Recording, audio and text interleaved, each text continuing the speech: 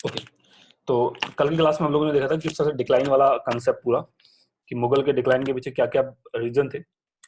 अब मुझे आप लोगों से एक क्वेश्चन पूछना है। मैंने बोला था आपको 10 से 15 मिनट पर डे हम लोग रिवीजन करेंगे, तो एक ही क्वेश्चन पूछूंगा रोजाना आपसे।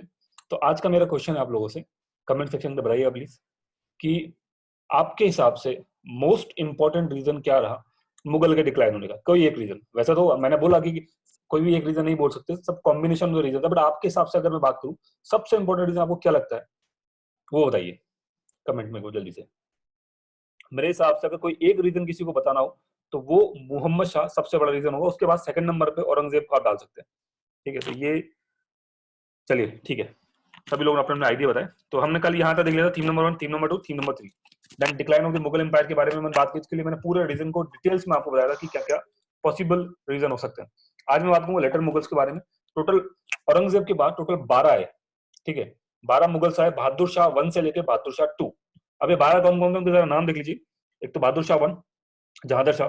ये सबके ट्रिक मैंने बता रखी कैसे याद करना पहले वीडियो में। अगर किसी ने मेरे पुराने वीडियो नहीं देखे और डायरेक्टली वो इस वीडियो में, तो उसको दिक्कत आएगी आज की क्लास में बहुत ज्यादा, क्योंकि ये सारी चीजें मैं पहले कवर कर चुका हूँ, तो इनको मैं उतने डिटेल में नहीं बताऊंगा। ठीक है, तो अगर आपने पुराने वीडियो नहीं देखे तो आज ये वीडियो खत्म होते जाके पुराने वीडियो देख लेना, हिस्ट्री के 1, 2, 3 वाले वीडियो। So Bahadur Shah number 1, Jahangir Shah number 2, Farrukh Shah number 3, Rafiuddaula number 4, Rafiuddaula number 5, Mohammad Shah 6, Ahmad Shah Bahadur 7, Alamgir 8, Shahjahan 3rd 9, Shah Alam 2 10। इसके बाद अकबर 2 और बहादुर शाह 2 और आए, दो और हैं जिनका नाम नहीं, अकबर 2 और बहादुर शाह 2। तो टोटल मिलाकर 12 है जिनको लेटर मुगल बोलते हैं। आप इतना याद रख लो, बहादुर शाह 1 से लेकर बहादुर शाह 2, 1 पे स्टार्ट होते हैं 2 पे खत्म होते हैं, टोटल 12 है। उनके बीच में नाम आपने ट्रिक से याद कर रखे होंगे, आपके रिलेशन भी आपको पता ही है, ट्रिक से मैंने बहुत अच्छी तरह को रिलेशन समझाई थी। आइए तो बहादुर शाह से स्टार्ट करते हैं। काफी सारे पॉइंट हम पहले कवर कर चुके हैं, आपका एक तरह रिकॉल ही होगा। कल एक जो मुझे सजेशन आया कि मैं पहले तो एप्पल नोट्स के अंदर प्रॉब्लम क्या है कि हाईलाइटर का कोई सिस्टम नहीं है, कि मैं अगर आप कहाँ मैं बात कर रहा हूँ, तो उसके लिए फिर मैंने एक दूसरा तरीका ढूंढा कि जहां मुझे चलना है तो मैं सिंपल सा ये वाला पेन यूज करूंगा। आप देख पा रहे हैं ये थोड़ा सा इस तरह से, तो जो भी पॉइंट मुझे बताना होगा स्पेशली उसको मैं इस तरह से आपको फोकस करके दिखाऊंगा। ठीक है, तो ये थोड़ा सा इसमें एक अलग चीज होगी। तो अभी हम बात करें बहादुर शाह के बारे में, तो औरंगजेब की डेथ होती है 1707 में। ठीक है, उसके बाद क्या होता है, वॉर ऑफ सक्सेशन स्टार्ट हो जाता है। किसके बीच में, 3 प्रिंसेस के बीच में। 3 प्रिंसेस कौन कौन से थे, मौजम शाह आलम 1, मोहम्मद आजम और कम बख्श, ये 3 प्रिंसेस थे औरंगजेब की डेथ के बाद। अभी तीनों प्रिंसेस में क्या हुआ, जो बड़ा प्रिंसेस है, जो सबसे बड़ा बेटा था मौजम शाह आलम 1, इसने इन दोनों छोटे भाइयों को टपका दिया, मार दिया। ठीक है, और खुद बन गया इंपीरियर ऑफ द इंडिया, और अपने आप को खुद ने टाइटल दे दिया बहादुर शाह 1। तो जो बहादुर शाह 1 है उसका एक्चुअल नाम क्या है, उसका एक्चुअल नाम है मौजम शाह आलम 1, मौजम शाह आलम 1।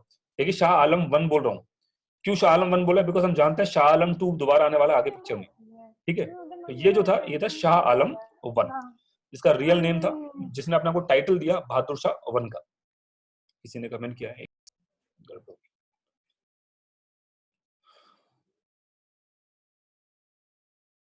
माइक अनम्यूट है किसी का, किसी का माइक अनम्यूट है क्या मेरे अलावा? नहीं, सबके म्यूट है भाई, सबके माइक म्यूट है, कोई नहीं बोल पा रहा, मैं ही बोल रहा हूँ। मैंने सबको वैसे भी, मैं सबको म्यूट कर देता हूँ, ये लीजिए। और अब कोई वैसे भी आपको अपने आप को अनम्यूट नहीं कर पाएगा, तो ये मैंने सबको म्यूट कर दिया। ठीक है, चलिए। पीडीएफ आपको ग्रुप पे मिल गई होगी, पीडीएफ मैंने आपको ग्रुप पे शेयर कर दी, ये कंप्लीट पीडीएफ। तो मतलब व्हाइट कलर में है, थोड़ा सा दिक्कत है। चलो, तो वॉर ऑफ सक्सेशन स्टार्ट होता है किसके बीच में, तीनों बेटों के बीच में। औरंगजेब के तीनों बेटे, मौजम शाह 1, मोहम्मद आजम और कम बख्श के बीच में। मौजम शाह आलम 1 जो है वो दोनों भाइयों को निपटा देता है और खुद बन जाता है इंपीरियर ऑफ द इंडिया, और खुद को टाइटल दे देता है बहादुर शाह 1 का। तो ये बहादुर शाह के 1 के बारे में आपने बेसिक ले लिया कि किस तरह से वो किस किस को मार के वो किंग बना। देन क्या करा, इसने थोड़ा सा औरंगजेब की जो पॉलिसी थी उसको रिवर्स कर दी। मतलब हिंदुओं के खिलाफ जो इसका एटीट्यूड था वो बहुत पॉजिटिव वे में था। कोई भी टेम्पलों का डिस्ट्रक्शन नहीं हुआ जो औरंगजेब के टाइम से चला हुआ रहा था। एक तो वो एक अच्छा काम हुआ। दूसरा जो यहाँ अच्छी चीज हुई कि जो गुरु गोविंद सिंह जी, जो औरंगजेब का एटीट्यूड था टुवर्ड द सिख्स, वो भी इसने चेंज किया। किसने, बहादुर शाह 1 ने। इसने चेंज करने की कोशिश की, सिख के साथ पीस स्टेबलाइज करने की कोशिश करी। देन जाट एंड बुंदेला के साथ में भी पीस का इसने, और बहादुर शाह ने, कि जो औरंगजेब की पॉलिसी थी बिल्कुल उसके अपोजिट चला गया। भाई दिक्कत क्या थी जाट और बुंदेला को औरंगजेब से, क्योंकि औरंगजेब जो जबरदस्ती लोगों को इस्लाम में कन्वर्ट करवा रहा था वही उनकी प्रॉब्लम थी। बट इसने आके पूरी पॉलिसी रिवर्स करी और इनके साथ फ्रेंडली रिलेशन बनाए, इतने अच्छे फ्रेंडली रिलेशन हुए कि ये जाट जो चीफ है चूरामन, एंड जो बुंदेला जो चीफ था छत्रसाल, इन दोनों ने सपोर्ट करा बहादुर शाह वन को अगेंस्ट दी बंदा बहादुर। बंदा बहादुर कौन है? ये गुरु गोविंद सिंह जी के बाद आएंगे और सिखों की जो आप बोलिए सिखों की बागडोर संभालेंगे मुगलों के खिलाफ। तो वहां उनको सप्रेस करने के लिए इन दोनों ने, किसने? चूड़ामन जो जाट चीफ थे, छत्रसाल जो बुंदेला चीफ थे, सपोर्ट करा बहादुर शाह वन को। तो ये एक पॉइंट दिमाग में रखना। देन मराठा की क्या कहानी हुई? तो मराठा की क्या कहानी, थोड़ा सा औरंगजेब के टाइम समझते हैं। औरंगजेब का पता आपको शिवाजी के साथ 36 का आंकड़ा था। शिवाजी के बाद उनके बेटे थे संभाजी, उनको औरंगजेब ने निपटा दिया, ठीक है। और उनके जो बेटे थे साहू, उसको कैद कर लिया अपने पास कैद खाने में, जेल में। तो जब साहू चला गया, ठीक है, तो अब हुआ क्या कि जो शिवाजी के छोटे बेटे थे, जिनका रहा था राजा राम, 3 नाम मैंने आपको यहाँ लिए हैं। एक तो संभाजी शिवाजी के बेटे, फिर एक साहू जो संभाजी के बेटे, और एक राजा राम जो शिवाजी के सेकंड भाई। मैं बोलूँ कि साहू जी के छोटे भाई है, ठीक है। आप ये बोलो कि जो संभाजी के छोटे भाई है साहू के। इसको मैं अलग पेज पे दिखाता हूँ, थोड़ा सा ऐसे समझ में नहीं आएगा ना, एक पेज ले लेते हैं, ज्यादा बेहतर होगा। हाँ देखो, मैं 3 नाम लिए मैंने यहाँ पे। एक तो संभाजी, एक साहू और एक राजा राम, और एक और आएगा शिवाजी 2। तो ये संभाजी कौन है? संभाजी है शिवाजी के बेटे। सिमिलरली राजा राम कौन है? शिवाजी के बेटे, मतलब दोनों क्या हो गए? भाई। और ये साहू कौन है? साहू है संभाजी का बेटा। तो बताओ राजा राम और साहू के बीच में क्या रिलेशन हुई? चाचा भतीजे वाली रिलेशन हुई। तो जो साहू है एक्चुअल में भतीजा है, मैं बोलूं कि जो राजा राम है इस साहू के चाचा है। ये जो शिवाजी 2 है ये कौन है? ये इस राजा राम का बेटा है, सन है, ठीक है। तो पिक्चर समझ में आ गई क्या है? संभाजी, साहू जी, राजा राम, शिवाजी 2 के बारे में, ये इनके बीच में थोड़ी सी इनका रिलेशन है। तो इस ड्यूरेशन में क्या पिक्चर समझाया था मैं आपको कि औरंगजेब के टाइम पे, औरंगजेब का थोड़ा सा मराठों से 36 का आंकड़ा था, तो उसने संभाजी को तो निपटा दिया, ठीक है, साहू को पकड़ के जेल में डाल दिया। तो उसके बाद में क्या हुआ, राजा राम ने मराठों की कमान संभाली और राजा राम ने स्ट्रगल को जारी रखा। बट 1700 के अंदर राजा राम की डेथ हो जाती है, और राजा राम की डेथ होने के बाद 7 साल तक जो राजा राम की जगह बैठाते हैं शिवाजी 2 को, जो बैठा रहता है, राजा राम का भी बताया मैंने, शिवाजी 2 राजा राम का बेटा, बट वो बच्चा रहता है तो वो तो लड़ नहीं सकता। तो एक्चुअल में उसकी माँ लड़ती है, ताराबाई, जो हमारे किसकी, राजा राम की बीवी है, ठीक है, या साहू की चाची है। तो वो उस समय मराठाओं का जो कमान संभाल के लड़े जा रही है मुगलों से। अब 1707 में जब औरंगजेब की डेथ होती है तो उसके बाद साहू को रिलीज कर देता कौन? हमारा बहादुर शाह। बट ये रिकॉग्नाइज नहीं करता कि किंग साहू है, ये छोड़ देता, जाओ तुम अपना डिसाइड करो कि कौन किंग है। तो जब ये आता है तो मराठाओं पर तो पहले से ताराबाई बैठी हुई है। अब सोचो ऐसा हो सकता है क्या कि एक इतने सालों से स्ट्रगल कर रही है बंदी ताराबाई, ठीक है, वो अपने बेटे के लिए शिवाजी 2 के लिए एकदम साहू छूट के आ रहा है, बोलेगा आजा साहू तू ही किंग है, तो उसने मना कर दिया। तो उस वजह से ताराबाई और साहू के बीच में लड़ाई छिड़ जाती है, ठीक है, ताराबाई और साहू के बीच में लड़ाई हो जाती है।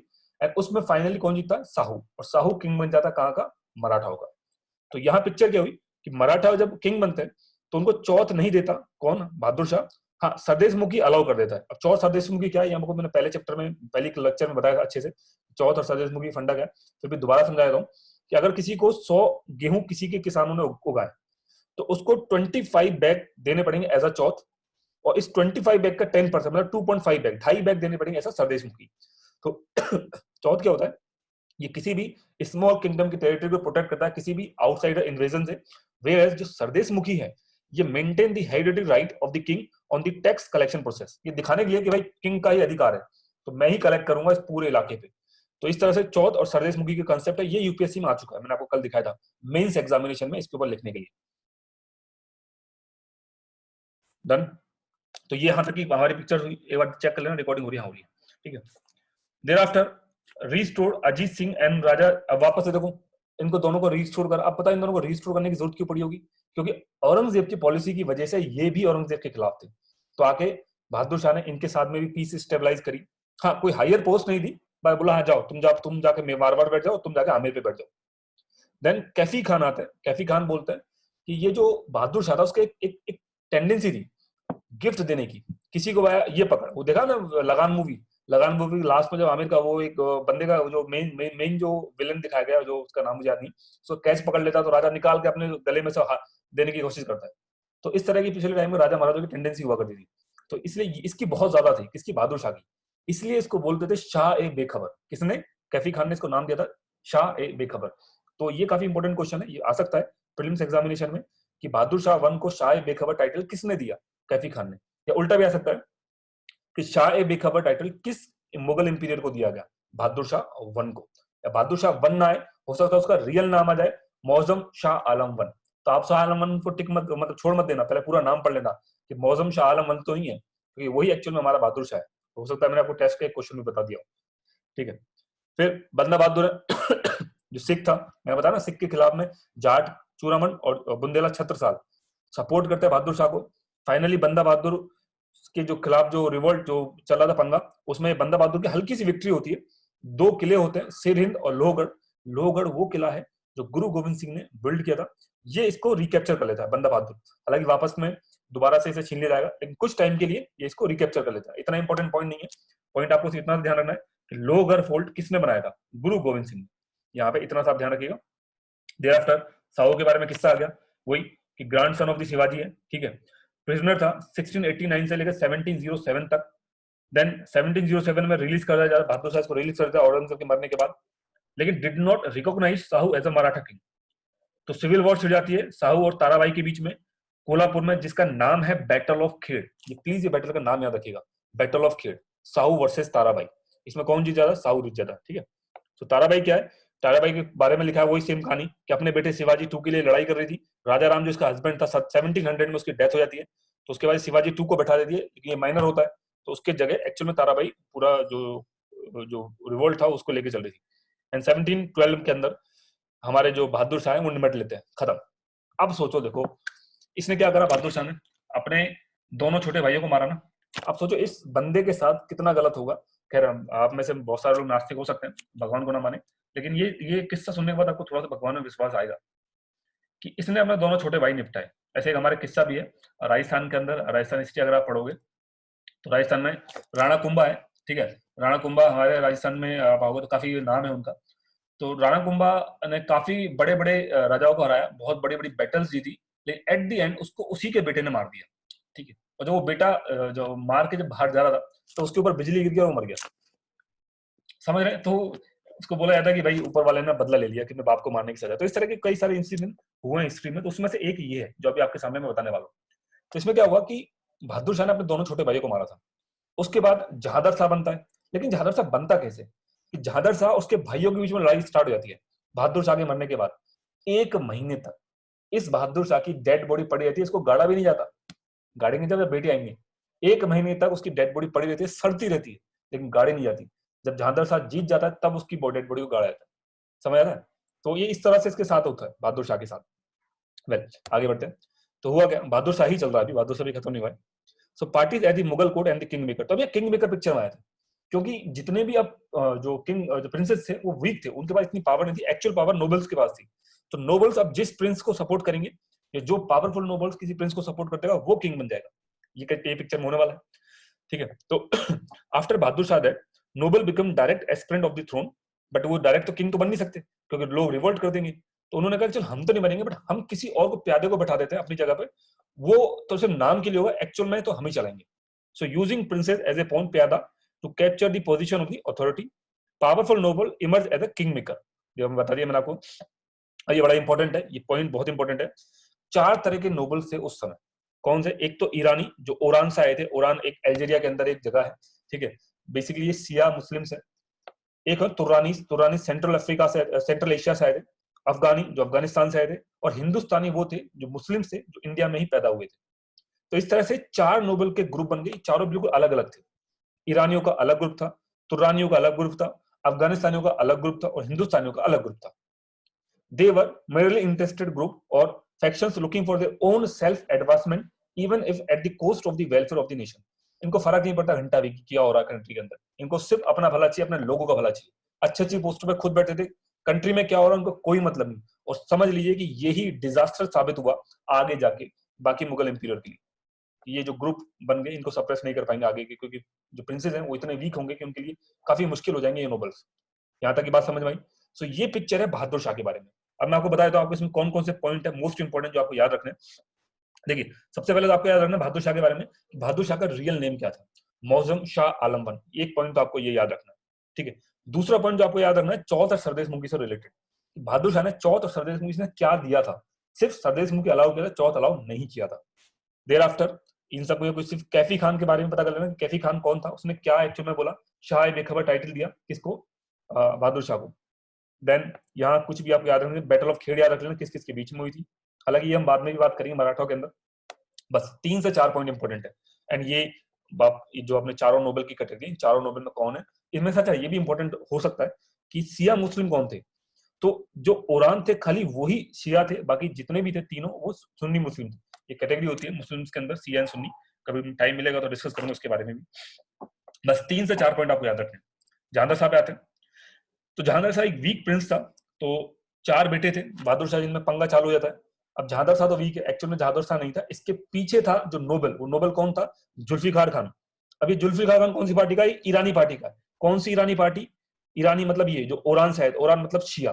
तो जुल्फिकार खान एक्चुअली शिया पार्टी से बिलोंग करता था। इसका सपोर्ट था जहांगीर शाह के पीछे। ये अपने बाकी भाइयों को निपटा देता तीनों को।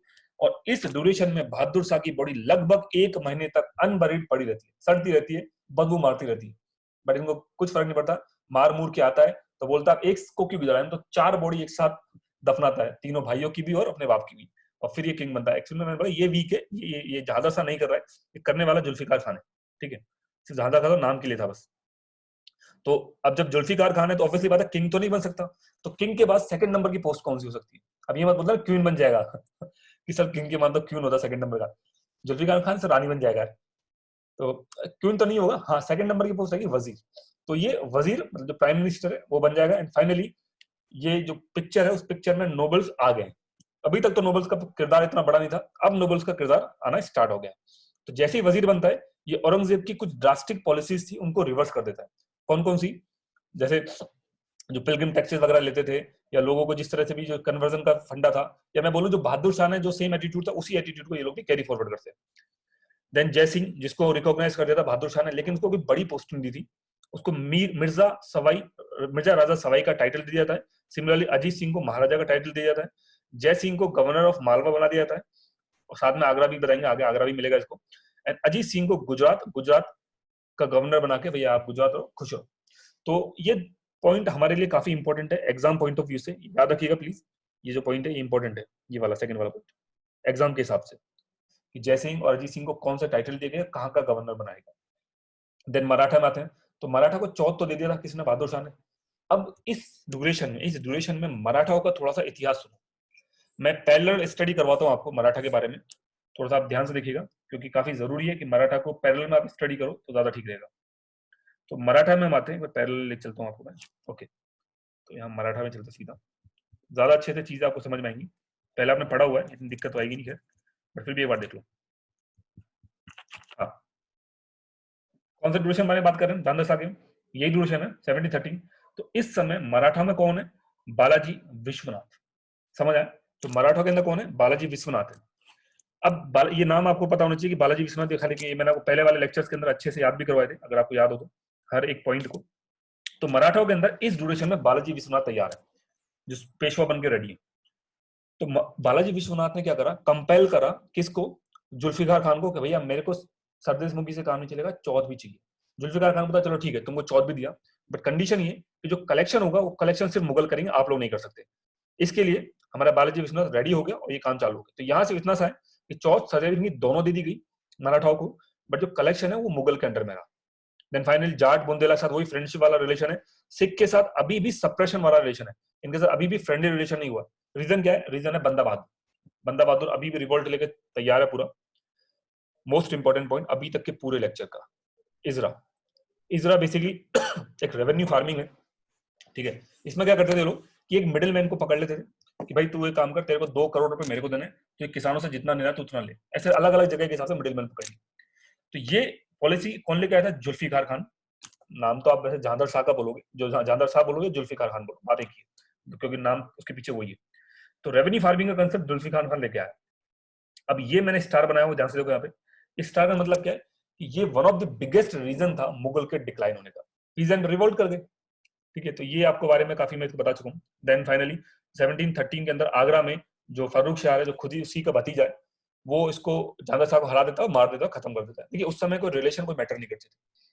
जब बाप बेटे का सगा नहीं है, भाई भाई का सगा नहीं है, तो आप नेफ्यू से उम्मीद कर रहे हो कि वो अपने चाचा को बख्श देगा, इम्पॉसिबल है, ठीक है।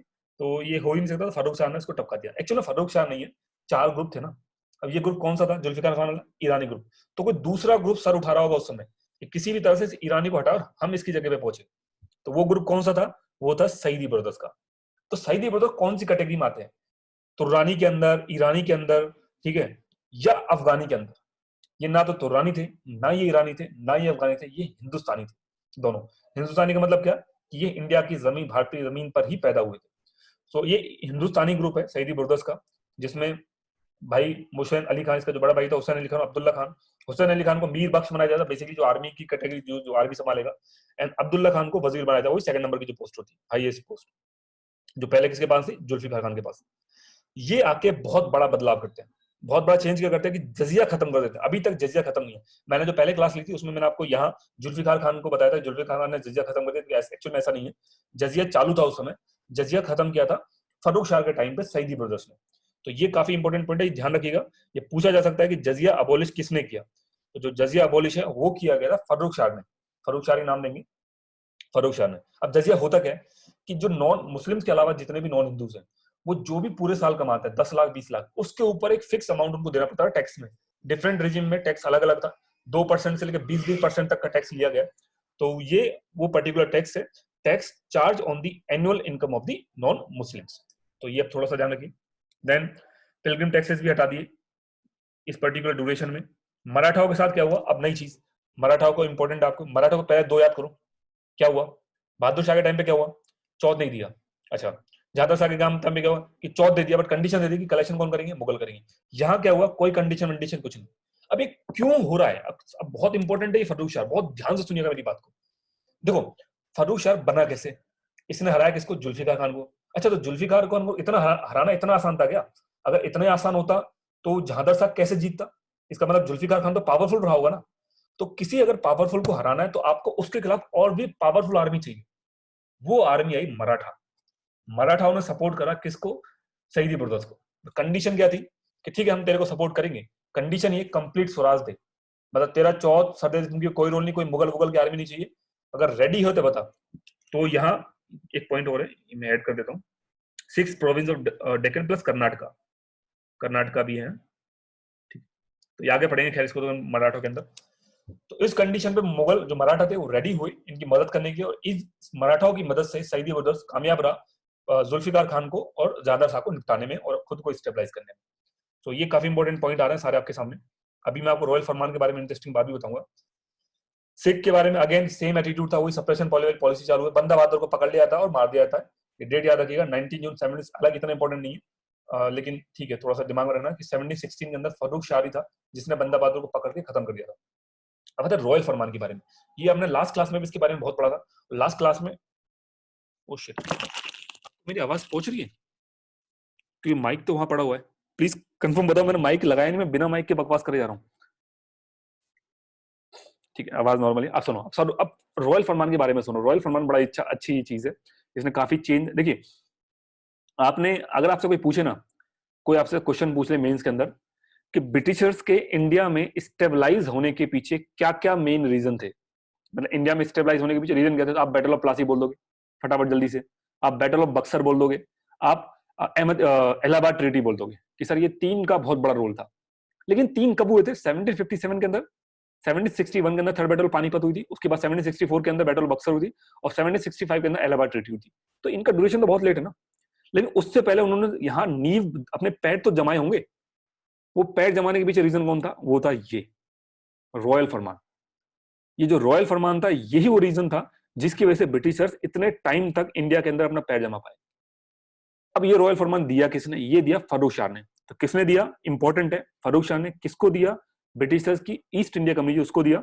बेसिकली ईस्ट इंडिया कंपनी क्या क्या था इसके अंदर कि exemption from the custom duty from state to the Bengal, Bombay and Madras. ये याद रखिएगा, कई जगह सिर्फ बंगाल ही है, बंगाल नहीं, यहाँ बॉम्बे भी है और मद्रास भी।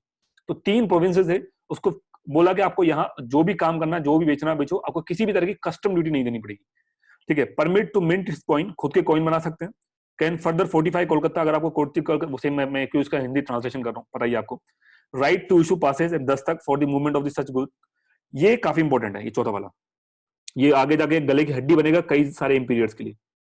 मतलब अगर मुझे कोई सामान लेके जाना है तो आप उसके लिए दस्तक इशू कर सकते हैं। ठीक है। अब दस्तक का मतलब अगर जिसके पास दस्तक होगा, पास होगा बेसिकली, तो उसको कोई कस्टम ड्यूटी नहीं देना। यहां अब एक इंपॉर्टेंट है चौथा और पांचवा पॉइंट। जो फिफ्थ पॉइंट है, according to the fifth point, okay, according to fifth point क्या बोल रहा है कि company servant were also permitted to carry out the private trade but required to pay the same taxes as the Indian merchants.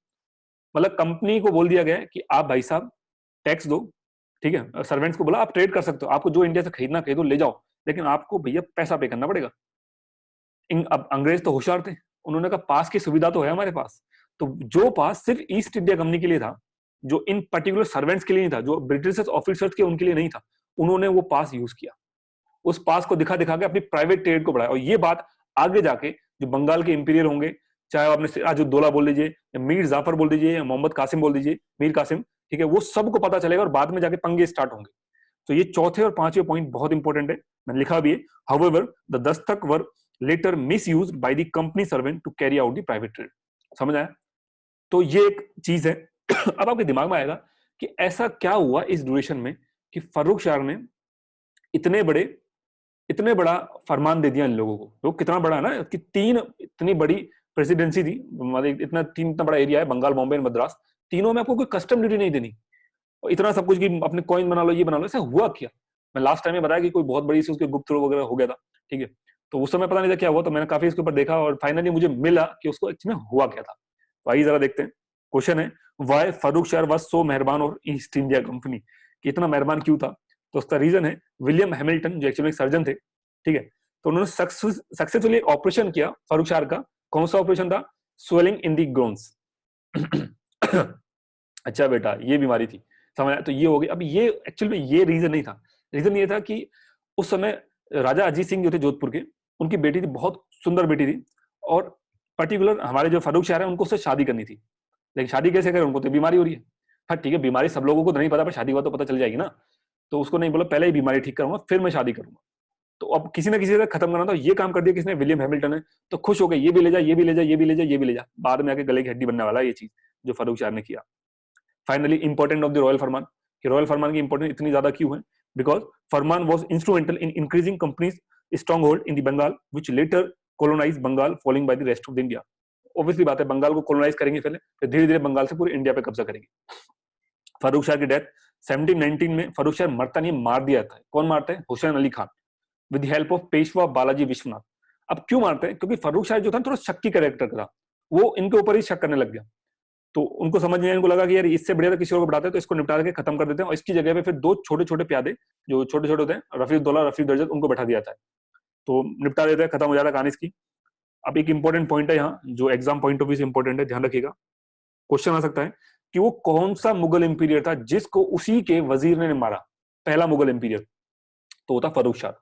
It was the first time in the Mughal history then that an emperor was killed by his nobles. तो ये point हमारे prelims हिसाब से important है। उसके बाद दो princess और आते हैं, रफीउद्दौला जिसको हम शाहजहां टू बोलते हैं, एंड रफीउद्दर्जत। शाहजहां टू था, लखन थोड़े वैसे नहीं थे। शाहजहां तो एक्चुअली बिल्डर था ना। शाहजहां के बारे में अगर कोई पूछेगा आपकी शाहजहां ने क्या किया, तो आप ये तो बोलोगे बिल्डिंग बनाई उसने तो। हाँ, बिल्डिंग बना के जो मुगल का ट्रेजरी थी उसने खत्म कर दी, हर जगह बिल्डिंग बिल्डिंग छाप दी उसने। तो शाहजहां का काम तो बिल्डिंग का था। ये कौन था? ये चर्सी था, ठीक है, ओपियम एडिक्ट था, और ये ओपियम की वजह से मर गया। डिसेंट्रीज होगी एक्चुअली, इंस्टेंट जो अंदर जो बॉडी के अंदर जो प्रॉब्लम है, डिसेंट्रीज जो भी डिसीज है, उसके थ्रू ये इसकी डेथ हो जाती है। सिमिलरली रफीउद्दर्जत है, उसको टीबी हो जाता है, तो टीबी की वजह से मारा जाता है। तो दोनों प्रिंस हमारे इस तरह से बहुत जल्दी, मतलब एक साल के अंदर ही खत्म हो जाते हैं। उसके बाद सईदी बुरदर बनाते हैं 18 साल का यंग लड़का है जिसका एक्चुअल नाम है रोशन अख्तर बहादुर। क्या नाम है? रोशन अख्तर बहादुर, जो बाद में इसका नाम जो नाम जाना जाएगा मोहम्मद शाह के नाम से। इसके बारे में था वो पता ही है, खैर पूरी कैरेक्टर में पहले बता चुका हूं। इसको बनाया था 18 साल को। अच्छा, तो मोहम्मद शाह प्लस कासिम उद्दीन सिद्दीकी निजामुल मुल्क असफ जहां वन, ये एक ही बंदा है। ये कोई दो नहीं है, एक ही बंदा है, कासिम उद्दीन सिद्दीकी निजाम उल मुल्क असफ जहां वन। तो बेसिकली इसका नाम जो है, इसका नाम कासिम उद्दीन सिद्दीकी है। निजामुल मुल्क जो है वो भी एक टाइटल है, और असफ जहां भी एक टाइटल है। निजामुल मुल्क फर्रुख शाह के टाइम पे मिला था, असफ जहां हमारे मोहम्मद शाह ने दिया था। तो ये प्लस मीर मोहम्मद अमीन, ये तीनों मिलके, मोहम्मद शाह, मीर मोहम्मद अमीन, कासिम उद्दीन सिद्दीकी, निजामुल मुल्क असफ जहां वन, दोनों सईदी ब्रदर को मार देते हैं। अभी तक तो सईदी ब्रदर थे ना किंग मेकर, अब उनकी जगह कौन से आ जाएंगे किंग मेकर? ये दोनों, असफ जहां वन और मीर मोहम्मद अमीन। मीर मोहम्मद अमीन का ज्यादा कैरेक्टर नहीं है हिस्ट्री में, ज्यादा बड़ा नहीं है, इसके बाद इनका नाम भी नहीं है कहीं हिस्ट्री में। हाँ, असफ जहां वन जो है, इनका कैरेक्टर बहुत लंबा चलेगा हिस्ट्री के अंदर, असफ जहां वन के बारे में। तो क्यों मारा गया सईदी बुरदस को? बिकॉज सईदी बुरदर ने मोहम्मद शाह को पपेट बना रखा था, किसी से मिलने नहीं दे रहा, और आपको पता वो तो भरा हुआ बैठा है, ठीक है, एक तो वो चीज। दूसरा, जो नोबल्स थे वो जल रहे थे क्योंकि सईदी बुरदर की पावर बहुत ड्रास्टिकली बढ़ रही थी। सेकंड चीज, नोबल्स को ये डर भी सता रहा था कि भाई साहब जब ये कौन सईदी बुरदर फर्रुख शाह को मार सकते हैं तो हमको भी मार सकते हैं, ठीक है, तो इनको डर सता रहा था। तो इस वजह से इनके खिलाफ कॉन्स्पिरेसी रखी गई और इनको खत्म कर दिया गया दोनों भाई को 2 साल के अंदर। अब यहाँ पिक्चर में कौन आएगा? निजाम उल मुल्क असफ जहां वन। इसके बारे में भी बात करेंगे, बट हम छोटा सा ब्रेक ले लेते हैं। 5 मिनट का ब्रेक है, 5 मिनट के बाद दोबारा से स्टार्ट करते हैं। ठीक है, मैं तो चाय पी लेता हूँ, 5 मिनट के बाद स्टार्ट करते हैं। किसी को डाउट हो तो कमेंट। तो निजाम उल मुल्क असफ जहां वन। अब ये करने से पहले जल्दी से आपसे मैं एक क्वेश्चन दोबारा से पूछ लेता हूँ, फटाफट रिप्लाई करके बता दो मुझे, मजाक के लिए सा, ठीक है। वैसे पूरा नाम है कासिम उद्दीन सिद्दीकी, निजाम उल मुल्क असफ जहां वन। चलिए, तो आइए निजाम उल मुल्क असफ जहां वन के बारे में बात करते हैं। तो ये भाई साहब वजीर तो बन जाते हैं, ठीक है, वजीर बन चुके हैं। अब वजीर बनने के बाद प्रॉब्लम क्या आती है कि ये वही मोहम्मद शाह कहाँ सुनता है इसकी? ये बेचारा बहुत सही बंदा होता है, बिल्कुल लॉयल, मुगल के लिए एकदम लॉयल, हर तरह के अच्छे काम करता है, एडमिनिस्ट्रेशन सिस्टम को सुधारने की कोशिश करता है, जागीरदारी सिस्टम को सुधारने की कोशिश करता है, मनसबदारों को लाइन पर लाने की कोशिश करता है। बट मोहम्मद शाह कमरे से बाहर ही नहीं निकलता, वो पैक रहता है। तो फ्रस्ट्रेट होके 2 साल के अंदर 1724 में ये मोहम्मद शाह को छोड़ जाता है और अपनी खुद की स्टेट फाउंड कर लेता है, हैदराबाद। ये सब तो हम पहले भी बात कर चुके हैं ना। अब एडिशनल क्या है मैं आपको बताता हूँ। एक बहुत इंपॉर्टेंट लाइन है, flight of loyalty and virtue from the empire. ये कब बोली गई? जब निजाम उल मुल्क दिल्ली छोड़ के हैदराबाद गया तब। तो बोला गया कि भाई साहब जो वफादारी थी वो तो मुगल को छोड़ के जा चुकी है, अब मुगलों में कोई नहीं बचा वफादार, सब कमीने बैठे। तो ये वर्ड आ सकता है आपसे कि flight of loyalty and virtue from the empire, ये किसके लिए बोला गया? तो आप याद रखिए निजाम उल मुल्क के लिए बोला गया। निजाम उल मुल्क एक ही है। अब अभी और भी बहुत सारी बात आपको पता चलेगी इसके बारे में आगे, कि ये जब छोड़ के गया हैदराबाद में तो इतना आसान नहीं था, डेक्कन पे पहले से वहां कोई और बैठा हुआ, तो वहां फाइटिंग चालू होगी, वो अलग से बात करेंगे हम लोग। सो मोहम्मद शाह में क्या हुआ?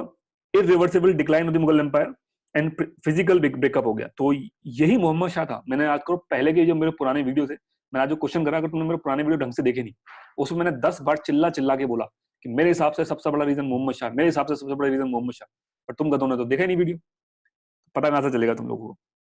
ठीक है, तो हुआ क्या मोहम्मद शाह के टाइम पे कि बहुत ही भयंकर तरीके से डिक्लाइन होना स्टार्ट हुआ, फिजिकल ब्रेकअप चालू हो गया, निजामुल मुल्क अलग निकल दिया, बिहार में अलवर्दी खान आ गए, बंगाल में मुर्शिद कुली खान, ये ट्रिक याद रखिए मेरी वाली, वही कुली वाली, अवध में बुरहानुल मुल्क शरद खान दावत वाली, रोहिलखंड में अली मोहम्मद खान रोहिल्ला, आगरा मथुरा में जाट बदन सिंह के अंडर में आ गए, फर्रुखाबाद में बंगेश पठान, एंड मालवा गुजरात के अंदर मराठा एक्सपेंशन वहां तक पहुंच गई। ये सब मैं यहाँ अच्छे से एक्सप्लेन नहीं कर रहा हूँ क्योंकि ऑलरेडी मैं इसके ऊपर बहुत काम कर चुका हूँ पुराने वीडियोस में, तो यहाँ बेमतलब की मेहनत करके ट्रिक बता के टाइम वेस्ट नहीं करूंगा।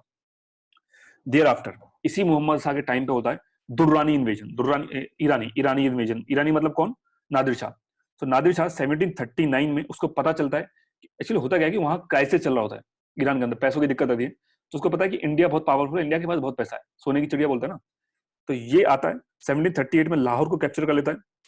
1739 में करनाल में बैटल होती है, वही हरियाणा में, ठीक है, वो दिल्ली के पास में, पानीपत नहीं होती है बट जगह चेंज है, करनाल हो जाती है। करनाल में बैटल होती है, वहां ये मोहम्मद शाह को हरा देता है और कैद कर लेता है, मोहम्मद शाह को हरा के कैद कर लेता है और 2 महीने तक दिल्ली के सिंहासन में बैठा, 2 महीने तक। और 2 महीने में इसको लगता है दिल्ली मेरे बस की नहीं, मैं तो अपना ईरान ही चलता हूँ वापस, यहाँ तो बहुत गर्मी पड़ती है, तो वो वापस ईरान निकल लेता है छोड़ छाड़ के। तो जाने से पहले मोहम्मद शाह को एज अ इंपीरियर वो मान लेता है, चलो ठीक है तेरे को इंपीरियर बना देता हूँ, तू ही इंपीरियर है, बट बदले में मेरे को 70 करोड़ रुपए और कोहिनूर डायमंड दे दे। तो ये दोनों चीजें यहाँ से लेके चला जाता है, ठीक है। प्लस अगर ये इंडस रिवर है, ये इंडस रिवर जो आपने देखा होगा इंडिया पाकिस्तान की बॉर्डर पे जो, तो इंडस रिवर के इस साइड नादिर शाह आएगा, इस साइड मोहम्मद शाह, तो एक बाउंड्री बना के चला जाता है कि इंडस रिवर के इधर तुम मत आना, इधर मेरा, आज से तेरा इधर का इलाका। तो ये भी काफी इंपॉर्टेंट एक डिजास्टर साबित हुआ मुगलों के लिए, बिकॉज इसने मुगल की वीकनेस पूरे वर्ल्ड को दिखा दी, ईस्ट इंडिया कंपनी को दिखा दी, जो भी तक मुगल से डर रही थी, मराठाओं को दिखा दी। मराठा को समझ में आ गया भाई साहब मराठा में कौन होगा इस समय? 1739 नाना साहब, 1714 में आ जाएंगे ना, बाजीराव का कहानी का किस्सा चैप्टर क्लोज हो जाएगा, नाना साहब आ जाएंगे। तो नाना साहब, अच्छा नाना साहब की भी कहानी बताता हूँ। नाना साहब की कहानी क्या है कि नाना साहब के टाइम में पहला पेशवा कौन थे? बालाजी विश्वनाथ। अब बालाजी विश्वनाथ को फर्रुख शाह के टाइम पे सईदी बुरदर ने बुलाया था, और बाद में उसको सईदी बुरदर ने ही के साथ मिलकर फर्रुख शाह को निपटा देता हूँ, बालाजी विश्वनाथ। तो जब ये काम करता है तो दिल्ली आता है, दिल्ली आके दिल्ली के किले में आके देखता है और मतलब बुलाया था, इन्विटेशन के लिए आता है कि आओ भाई दिल्ली में आओ। दिल्ली में कुछ दिन वो रहता है, और वहां रह के वो पूरी मुगल की वीकनेस देख लेता है कि ये लोग तो सिर्फ ऊपर ऊपर से दिखाने के लिए, अंदर से तो एकदम खोखले पड़े हुए हैं। तो उसके दिमाग में आइडिया था कि एक दिन मैं इस दिल्ली के सिंहासन में अपने मराठाओं को यहाँ तक लेके आऊंगा। तो उसी की इस पूरी जो थिंकिंग थी उसी को आगे बढ़ाते हैं उसके नेक्स्ट दो पेशवाएं, बाजीराव रणवीर सिंह और नाना साहब। क्योंकि ये पता कहां से चलता है कि मुगल वीक है, जब हमारे बालाजी विश्वनाथ दिल्ली के अंदर आते हैं। किस टाइम पे? फर्रुख शाह के टाइम पे। ठीक है, कौन बुलाता है? सईद ब्रदर्स बुलाता है। तो जब ये आते हैं वहां मुगल की वीकनेस को देख लेते हैं एंड फाइनली उनके दिमाग में आता है कि हम यहाँ मराठा यहाँ तक पहुंच सकते हैं। तो पूरा एक पूरी पूरी टाइम लाइन है जिस तरह से डिक्लाइन हो रहा है। बट सबसे बड़ा रीजन मोहम्मद शाही रहेगा हमेशा। ये कोहिनूर डायमंड है जो बड़ा फेमस है, फिलहाल तो बुढ़िया के पास है। ठीक है, और ये हमारा शाहजहां का सिंहासन है। अब मेरे को एक समझ नहीं आया, मैंने सिंहासन देखा, ठीक है, मतलब थ्रोन जिस पे बैठता था। अब मेरे को ये समझ नहीं आया कि इस पे वो फिट कैसे होता होगा। अब देखो ना, इस पे शाहजहां फिट कैसे होता होगा इसमें, बड़ा अजीब गरीब है, पता नहीं कैसे बैठता होगा, आई डोंट नो। ठीक है, चलो पोस्ट मोहम्मद शाह पे आते हैं। तो पोस्ट मोहम्मद शाह में कौन आता है सबसे पहले? अहमद शाह अब्दाली। अब्दाली कौन है? देखिए, अब्दाली कुछ नहीं है, कमांडर था अफगानिस्तान में। जब नादिर शाह की डेथ हुई थी 1747 में, तो ये अब्दाली अपने आप को किंग बना लेता, कहाँ का? अफगानिस्तान का। और खुद को टाइटल दे देता किसका? Durr e Durrani, pearl of the pearls, pearl of the pearls. तो ये दो टाइटल भी हैं, ये भी पूछा जा सकता है कि दो टाइटल किसको दिए गए थे, दुर e Durrani, pulse of pulse. तो ये थे अहमद शाह अब्दाली को। इसीलिए आपको पता है कि इसके जो इन्वेजन हुए उसको दुर्रानी इन्वेजन बोला गया, बिकॉज ऑफ दी दुर्रानी सब जो इसका क्या बोलेंगे अपन इसको, नाम के जो पीछे चलता है सरनेम, दुर्रानी सरनेम। तो दुर ए दुर्रानी। तो ये दो नाम इंपॉर्टेंट है, ये दो टाइटल याद रखिएगा, काफी इंपॉर्टेंट है ये, प्लीज ध्यान रखिएगा। फिर 1748 से, अब ये एक इंपॉर्टेंट, मैं यहाँ टिक मार्क लगा चलता हूँ। देखो ये तो ये बहुत इंपॉर्टेंट है, क्या टाइटल मिला। और एक इंपॉर्टेंट ये है कि 1748 से लेकर 1767 तक टोटल 7 टाइम, 7 बार इसने इंडिया में रेड मारी, लूटा इंडिया को 7 बार। यकीन करोगे? 7 बार, एक बार नहीं, 2 बार नहीं, 3 बार नहीं। और हर बार मुगल खुश होकर इसको कुछ ना कुछ ऐसा दे ही देते थे। कभी कई बार तो मोहम्मद शाह की बेटी शादी कर दी इससे कि भाई तू ले जा इसको। मतलब इन्होंने हर तरह से कोशिश करी कि ये बट इनको तो ना कि खून लग गया मुंह में। इनको पता है कि मुगल तो कमजोर है, जब आए कुछ ना कुछ लूट के ले जाए, फिर आए फिर लूट के ले जाए। और ये लगातार करते रहे, लगातार करते रहे, कोई रोकने वाला था नहीं, क्योंकि बिल्कुल टूटे हुए पड़े थे। मुगलों में सारे अलग अलग, आपने देखा ना इससे पहले मोहम्मद शाह के टाइम में क्या हुआ, यही तो सामने देखा पूरी पिक्चर। बिहार अलग, बंगाल अलग, अवध अलग, रोहिलखंड, आगरा, मथुरा, तो सब तो टूट ही गया ना। तो मुगल तो नाम के लिए रहा है, इसलिए इनके लिए बड़ा इजी रहा। अगर ये लोग सब मिलके होते तो किसी हिम्मत होती इनकी आने की। अफगानिस्तान है ही कितना मेरे भाई, अगर आप अफगानिस्तान को देखोगे तो है ही कितना, मुझे बताओ। इंडिया एक घूसा मारे तो पिचक जाए, इतना सा अफगानिस्तान है। मतलब बेसिकली मैंने बोला इंडिया की साइज के हिसाब से बात कर रहा हूँ। ठीक है, देन अब इन सारे सातों इन्वेजन के लिए आपके इंपॉर्टेंट नहीं है, बट कुछ इन्वेजन आपके लिए जरूर इंपॉर्टेंट है, 1 से लेकर 5 तक के आपके लिए काफी इंपॉर्टेंट है। फर्स्ट टू 5th बहुत इंपॉर्टेंट है। तो पहला इन्वेजन होता है 1748 में। इस ड्यूरेशन में क्या होता है? बैटल ऑफ मनुपुर लड़ी जाती है। ये बैटल का नाम याद रखिएगा।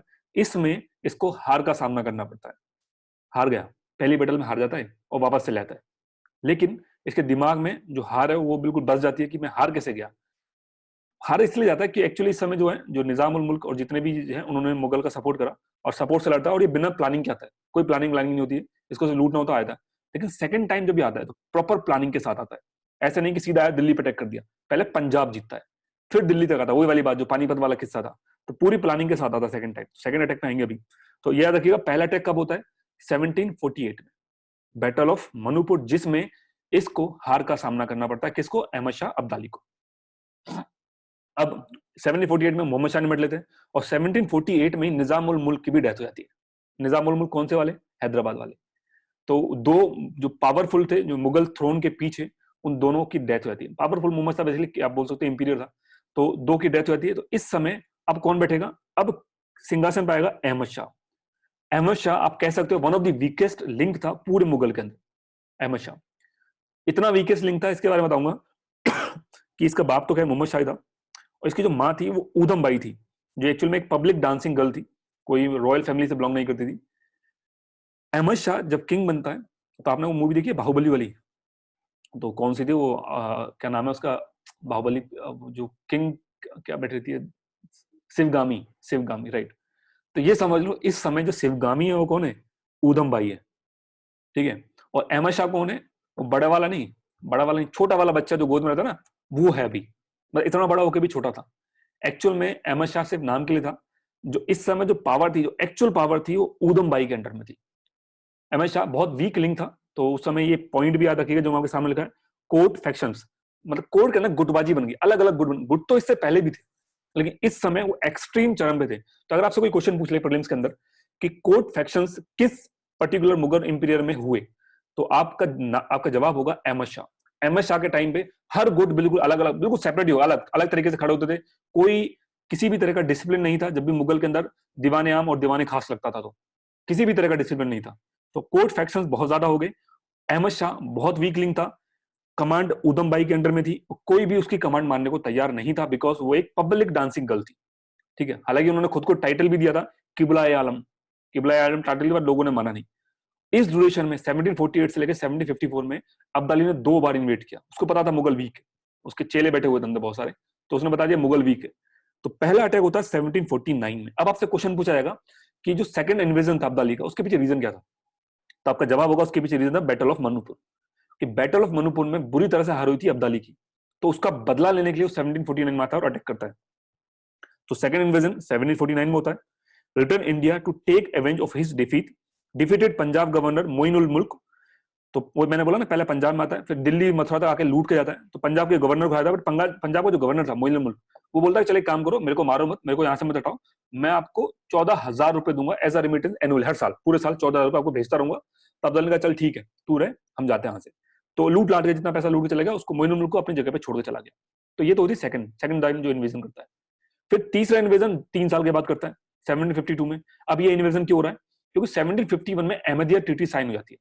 पुराने वीडियो से याद करो, अहमदिया ट्रीटी मराठा मुगल और अलवर्दी खान के बीच में, बात करेंगे बाद में भी दोबारा इस पे। तो मोइन उल मुल्क 1751 के अंदर जो 14,000 रेमिटेंस भेजने का जो वादा किया था वो नहीं भेजता है, मना कर दिया, नहीं भेजूंगा, अब तो अहमदिया ट्रीटी होती है, अब तो मेरे को कौन बचा लेंगे? मराठा बचा लेंगे मेरे को, समझे? ये क्या बोला, मेरे को मराठा बचा लेंगे, तो ये नहीं भेजता भाई साहब पैसा। तो गुस्सा हो जाता कौन? अब्दाली। अब्दाली आता पैसा नहीं भेजा, 14,000 रुपए नहीं भेजा, चलो अटैक करता है, और आता है दोबारा अटैक करता है, पंजाब को कैप्चर कर लेता है, मोइन उल मुल्क को निपटा देता है, ठीक है। कश्मीर को कैप्चर कर लेता है, बेसिकली कश्मीर को कैप्चर करता है, पंजाब और मुल्तान जो है इसको ऐसा गिफ्ट दे दिया जाते हैं मुगल के। मुगल क्या करते हैं, भाई साहब एक काम करो, ज्यादा आगे मत आओ, पंजाब भी तू रख, मुल्तान भी तू रख। मुल्तान मतलब सिंध, जो जिसको हम सिंध बोलो या मुल्तान बोलो, ठीक है, जो गुजरात के ऊपर वाला जो इलाका है, गुजरात राजस्थान के जो बॉर्डर पे टच होता है, पाकिस्तान का पार्ट है बेसिकली। तो ये उसको ऐसा गिफ्ट दिया जाता है। इस वजह से अब्दाली मुगलों को कुछ नहीं करता है।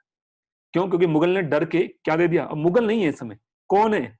अहमद शाह। अरे अहमद शाह भी नहीं है, कौन है? किबला आलम है, किबला आलम ऊधम भाई, ठीक है। तो भाई रखो तुम, यहां मत आओ, यहां में मत करो कुछ भी। एक नंबर के फट्टू है इस समय, पूरे फट्टू आएंगे। तुमको फट्टू मुगल भी बोलना कोई बुरी बात नहीं है, वो भी बोल सकते हो, बात के सारे मुगल फट्टू मुगल है, तो दे आके खत्म कर देते हैं। सेकंड थर्ड इन्वेजन हो गया, थर्ड इन्वेजन पिक्चर समझ में आ गया आप लोगों को।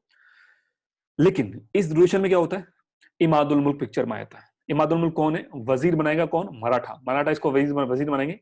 अहमद शाह को अभी खत्म करेंगे, सब दिखाऊंगा आपको मराठा के अंदर, और पिक्चर समझ में आएगी। पूरा एक लिंक चैप्टर है, जब पढ़ने के जब आप सेकंड चैप्टर पढ़ लोगे तब ज्यादा अच्छे समझ में आएगा। फिलहाल इतना समझो कि ये तो था तीसरा इन्वेजन। अच्छा मैं आपसे पूछता हूँ, फर्स्ट इन्वेजन क्यों हुआ? फर्स्ट इन्वेजन इसलिए हुआ कि अहमद शाह को मस्ती, सॉरी अब्दाली जो था उसको मस्ती आ रही थी, इंडिया को चलता लूटने चलते हैं, क्योंकि वहां थोड़ा सा इकोनॉमिक क्राइसिस चल रहा था अफगानिस्तान में। अच्छा सेकंड इन्वेजन क्यों करता है? सेकंड इन्वेजन इसलिए करता है क्योंकि पहले इन्वेजन में उसको बुरी तरह से हार का सामना करना पड़ता है। कौन सी बैटल में? बैटल ऑफ मनुपुर में। अच्छा थर्ड इन्वेजन क्यों करता है? क्योंकि सेकंड बैटल के बाद, सेकंड इन्वेजन के बाद उसको बोला जाता है कि हर साल आपको 14,000 रुपए भेजेगा। कौन भेजेगा? मोइन उल मुल्क भेजेगा, जो गवर्नर था पंजाब का, बट वो नहीं भेजता है। क्यों नहीं भेजता है? क्योंकि 1751 के अंदर अहमदिया ट्रीटी साइन होती है, जिसमें मराठा बोलता है कि हम प्रोटेक्ट करेंगे पूरे इंडिया को, ठीक है। तो वो खुश हो जाता है, वो नहीं भेजता है, आता है ऐसी तैसी करता है उसकी। फिर फोर्थ इन्वेजन, तो क्वेश्चन आएगा कि फोर्थ इन्वेजन क्यों हुआ? थर्ड तक तो ठीक है, फोर्थ इन्वेजन इसलिए हुआ क्योंकि अभी क्या किया उधम भाई ने, मुल्तान और पंजाब किसको दे दिया? अफगानिस्तान को। तो भाई मुल्तान अगर पंजाब अफगानिस्तान के पास है तो उसका पूरा कंट्रोल तो अफगानिस्तान में होना चाहिए ना। फिर मुगलों का कहां रोल है इसमें? कोई रोल नहीं। लेकिन इमादुल मुल्क क्या करता है? इमादुल मुल्क क्या करता है, इसमें खुद का वजीर अपॉइंट कर देता है, खुद का वजीर, गवर्नर, जिसका नाम है अदीना बेग। तो अदीना बेग को अपॉइंट कर देता है, और इसको Abdali as a interference treat करता है पंजाब अफेयर्स में, कि भाई तुम कौन होते हो पंजाब में गवर्नर अपॉइंट करने वाले, ये तो पंजाब तो मेरा है, समझ आए? तो वो बोलता नहीं, ये गलत चीज है। अब वो आता है गुस्से में चौथा अटैक करने के लिए। तो आपको फोर्थ इन्वेजन का रीजन समझ में आया, क्यों होगा फोर्थ इन्वेजन? बिकॉज इमादुल मुल्क गवर्नर अपॉइंट कर देता अदीना बेग को, जबकि एक्चुअल में पंजाब पहले से ऊधम भाई ने, मतलब अहमद शाह ने पहले ही दे दिया था इसको, फिर भी ये कांड होता है। तो इसके बाद चौथा इन्वेजन होता है इसी ड्यूरेशन में, अहमदिया ट्रीटी है, जिसके बारे में ऑलरेडी पहले बात कर चुके हैं, अहमदिया ट्रीटी के बारे में। इमादुल मुल्क के बारे में थोड़ी सी बात कर लेते हैं, इसके बारे में और भी आगे बात करेंगे अच्छे से। रियल नेम था गाजी उद्दीन खान फिरोज जंग थर्ड, वापस से बड़ा नाम रखते हैं, पता नहीं इतना बड़ा नाम इनको जनता भी कैसे था, गाजी उद्दीन खान फिरोज जंग थर्ड। ठीक है, छोटे छोटे नाम भी तो रख सकते थे लोग, गज्जू रख लेते, कितना अच्छा होता। इमादुल मुल्क का प्यारा नाम गज्जू। चलो, अपॉइंटेड एज मीर बख्शी। मीर बख्शी का मतलब होता है जो बेसिकली आर्मी में जो मिलिट्री होती है, मिलिट्री का जो पेमेंट मिलता है, मैं बोलूं मिलिट्री के ऊपर होता है, और जो अकाउंट का ऑफिस हैंडल करता है, तो मिलिट्री पे और अकाउंट ऑफिस को हैंडल करता है मीर बख्शी। तो ऐसा मीर बख्शी अपॉइंट किया गया था इनिशियली मीर बख्शी अपॉइंट किया, अभी वजीर नहीं है, सेकंड नंबर की पोजीशन अभी इसके पास नहीं है, अभी सिर्फ ये मीर बख्शी है। अहमद शाह के टाइम के बारे में बात हो रही है, अभी अहमद शाह चल रहा है, देख लो किस इंपीरियर के अंदर कहानी चल रही है पूरी, अहमद शाह। तो अहमद शाह के टाइम पे इमादुल मुल्क को क्या अपॉइंट किया गया, मीर बख्शी, जो पैसा संभालेगा मिलिट्री का, वजीर नहीं अभी ये। Receive the title of the Amir ul Umara, basically इसका मतलब होता है nobles of the noble of the nobles. तो अमीर उल उमरा का टाइटल किसको दिया गया, इमाद उल मुल्क को दिया गया। प्रीलिम्स के लिए इंपॉर्टेंट क्वेश्चन हो जाता है। अब हुआ क्या, ये और सदाशिवराव भाऊ मराठा मिलके अहमद शाह को पकड़ते हैं और अंधा कर देते, आंखें फोड़ देते हैं उसकी। अब ये आंखें फोड़ने का सिलसिला चालू हो गया है, अभी आगे भी आंखें फूटेगी, देखना है। दो मुगल राजा ऐसे थे जिनको अंधा किया गया, उनमें से पहला कौन था, अहमद शाह, दूसरा कौन सा होगा, शाह आलम, आगे बताऊंगा आपको। तो ये और सदाशिवराव बाहू मिलके अहमद शाह को अंधा कर देते हैं और जेल में बंद कर देते हैं, आंखें फोड़ के जेल में बंद कर देते हैं। अब बंद करना ही था तो बेचारे की आंखें की फोड़ी, गलत तरीके, पता नहीं क्या दिमाग में था, और उसकी जगह बैठा देते हैं आलमगीर टू को। ठीक है, आलमगीर टू वापस एक पपेट है, पीछे कौन है इसके, इमादुल मुल्क। और अभी आपको यह भी समझ में आएगा कि शाह आलम क्यों भागेगा इस इमादुल मुल्क से आगे डर के, क्योंकि इसने 3 मुगल इंपीरियर को निपटाया, 3 को निपटाया, सिर्फ अकेला अहमद शाह को नहीं मारेगा, ये आलमगीर टू को भी मारेगा, अभी देखना, आलमगीर टू को भी मारेगा, इसके बाद में शाहजहां थर्ड को भी निपटाएगा, तीनों को मारेगा ये इमादुल मुल्क, डेंजर है थोड़ा सा। तो आलमगीर टू खत्म कर दिया, मतलब आलमगीर टू को बैठा दिया। तो अब नया मुगल इंपीरियर आ गया उस पे, आलमगीर टू, या इसका जो एक्चुअल नेम था वो था अजीज उद्दीन। एक तो मेरे को एक मुगलों को एक बात समझ में नहीं, ये साले अपने सही नाम पे क्यों नहीं रखते थे, नाम जो भी था उसको नए आलमगीर टू, अहमद शाह टू, अपने अलग अलग टाइटल के साथ जानेंगे। इनका रियल नाम बहुत कम लोगों को पता होगा, सब लोग अपने टाइटल के साथ जानेंगे। जैसे अकबर, अकबर एक टाइटल है, अकबर नाम नहीं है, उसका रियल नेम जलालुद्दीन था, बट उसको देखिए अकबर बोला टाइटल, तो ये लोग अपने टाइटल से जानेंगे। ठीक है, तो अजीजुद्दीन, ये आलमगीर टू, ये नेक्स्ट आते हैं, 5 साल के लिए रहता है, 1754 से लेकर 59 में, जहादर शाह का बेटा है।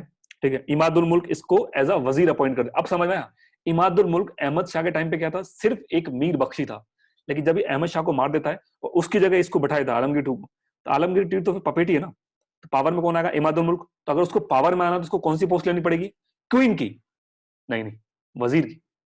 क्वीन कहां से बनेगा यार ये, इसको तो थोड़ा सा आपने चेंज करवाना पड़ेगा पूरा फिगर। ठीक है, तो वो तो हो नहीं सकता।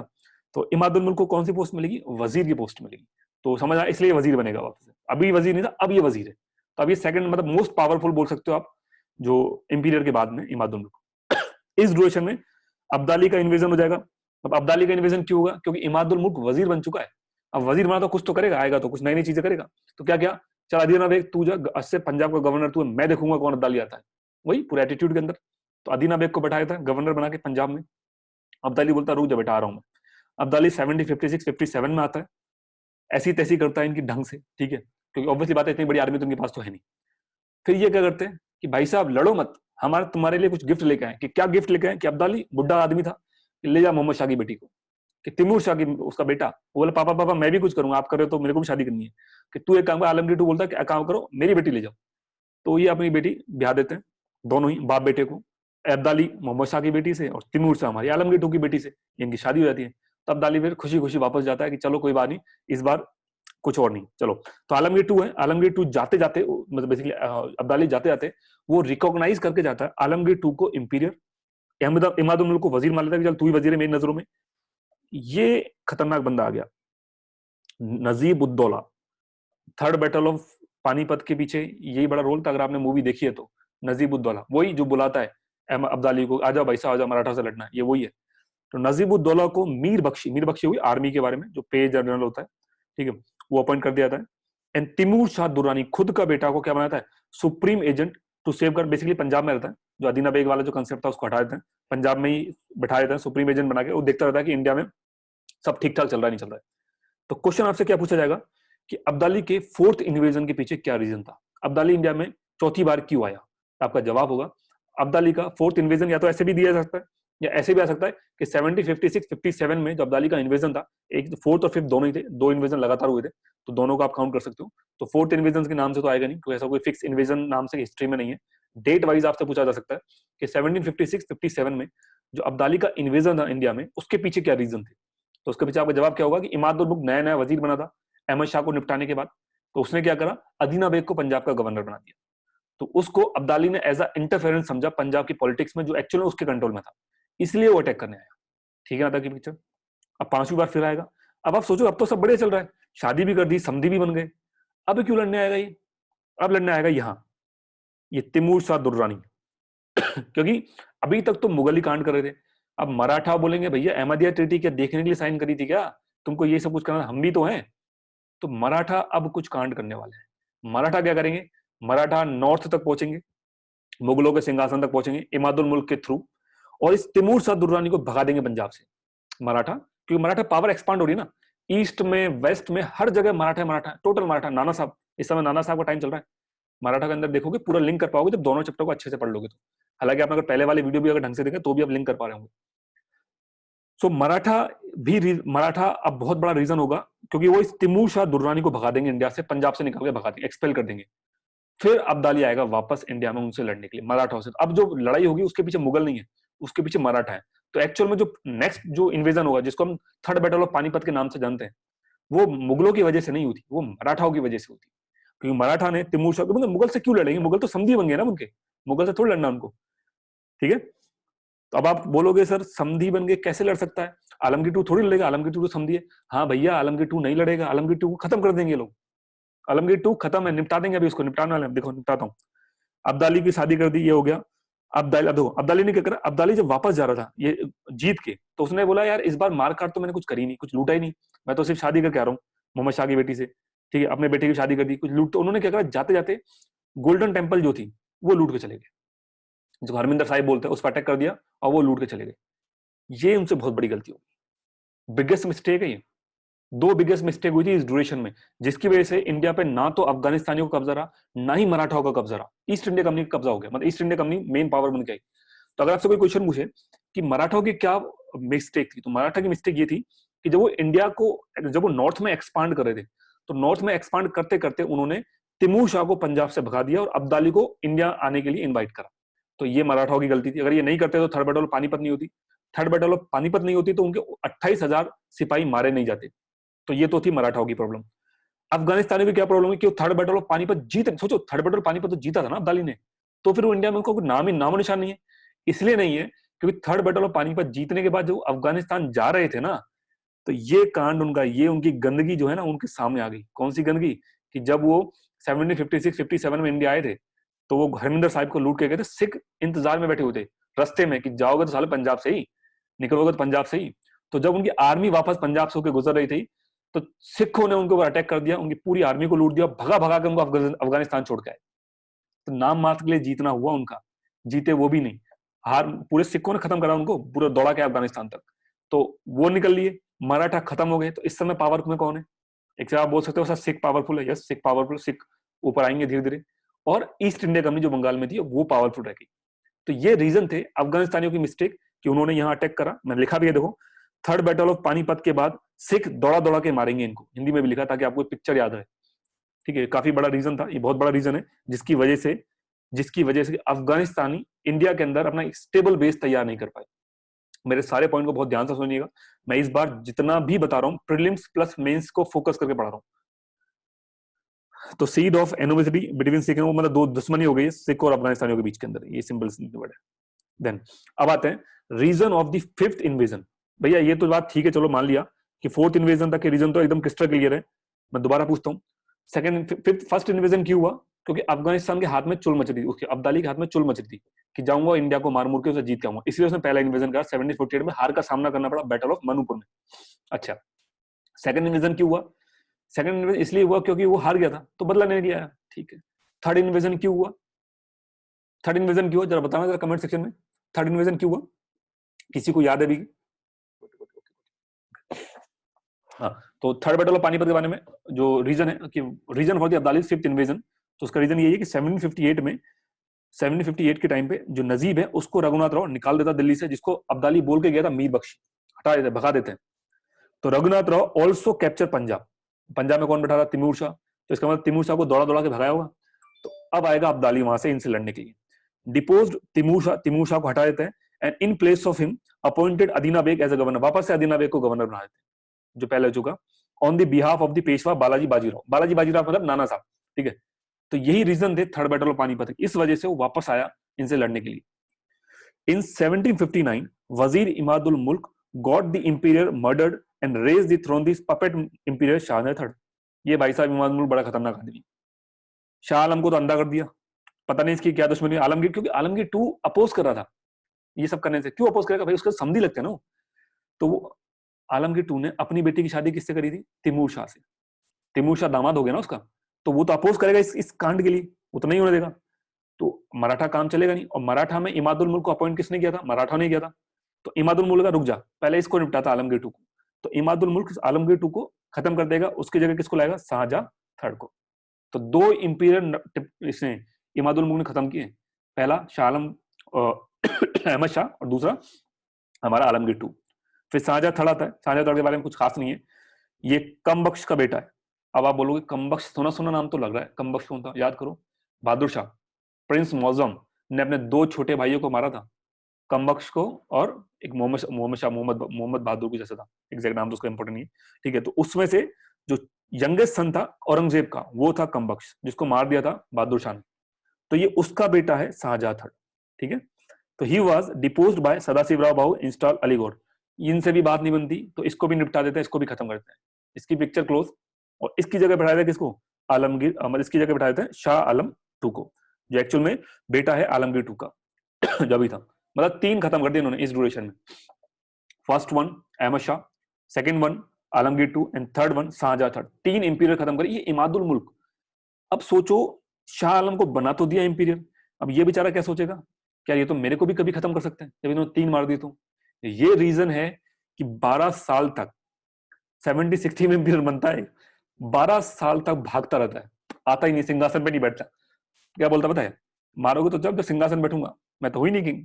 ये भागता रहता 12 साल तक, इधर उधर भागता रहता है, ठीक है। तो ये शाह आलम का बड़ा इंटरेस्टिंग कैरेक्टर है, 12 साल तक सिंहासन नहीं बैठता। मजाक मजाक में बोल रहा है कि भाई देखो, इमादुल, उसको बोला जाता है, समझाया जाता है कि देखो अगर तू सिंहासन में बैठा तो तेरे को भी इमादुल मुल्क निपटा देगा। तो इसने बोला मैं सिंहासन में बैठूंगा तब ना, मैं तो बैठूंगा ही नहीं, मैं तो जाऊंगा नहीं दिल्ली। तो 12 साल तक ये दिल्ली नहीं जाता, ये इधर उधर भागता रहता है, इधर से उधर डर के मारे। इंपॉर्टेंट कैरेक्टर, ऐसे भी कैरेक्टर थे उस समय, ठीक है। इसका रियल नेम क्या था? अली गौर था, ठीक है। टाइटल में दे जाता है शाह आलम 2 टाइटल ले लेता है। 2 डिसाइसिव बैटल देखता है, third battle of Panipat and battle of the Buxar. इनके बारे में ऑलरेडी मैं पहले लेक्चर में अच्छे से बात कर चुका हूँ, आने वाले टाइम में और बात करूंगा। After third battle of Panipat जब अब्दाली जाता है तो शाह आलम 2 को इंपीरियर और नजीबुद्दौला को मीर बख्शी रिकॉग्नाइज कर देता दोबारा से थर्ड बैटल ऑफ पानीपत की बात में, वही पहले वाले कांडों कर जाता। So Abdali last invaded India in 1761। तो इसके बाद आखिरी जो इन्वेजन होता है अब्दाली का वो 1767 में होता है, वो भी खास नहीं, पंजाब तक रिस्ट्रिक्टेड होता है, वो कोई बहुत बड़ा इन्वेजन नहीं है। जो मेन इन्वेजन है वो उसके खत्म हो गया, अब्दाली का चैप्टर अब क्लोज हो गया।